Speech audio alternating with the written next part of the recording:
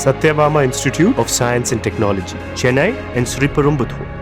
பல்கலைக்கழக வேந்த தொடர்பாக உச்சநீதிமன்ற தீர்ப்புக்கு பல்வேறு கல்லூரிகளை சேர்ந்த 500க்கும் மேற்பட்ட மாணவர்கள் சென்னை அண்ணா அறிவாலயத்தில் முதலமைச்சர் மு.க. ஸ்டாலினை சந்தித்து நன்றி தெரிவித்து வருகின்றனர்.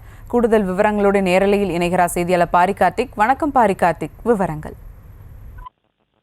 வணக்கம். தமிழ்நாடு முதலமைச்சர் திரு மு.க. ஸ்டாலின் அவர்களை தற்போது அறிவாலயத்தில் தமிழகத்தில் இருக்கக்கூடிய 300க்கும் மேற்பட்ட கல்லூரி மாணவ மாணவியர் சந்தித்து தங்களுடைய நன்றிகளை தெரிவித்து வருகிறார்கள்.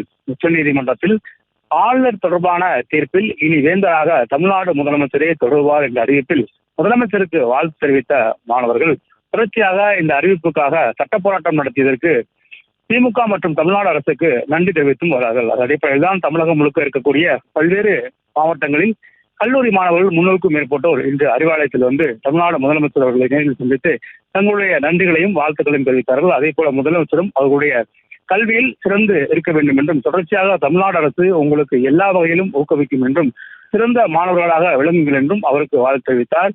திமுக மாணவணி சார்பில் ஏற்பாடு செய்யப்பட்ட இந்த நிகழ்ச்சியில் தமிழகம் முழுக்க இருக்கக்கூடிய அனைத்து மாவட்டங்களிற்கு இந்த கல்லூரியுடைய மாணவ பிரதிநிதிகள் தற்போது முதலமைச்சர் சந்தித்து தங்களுடைய நன்றிகளை தெரிவித்தார்கள்.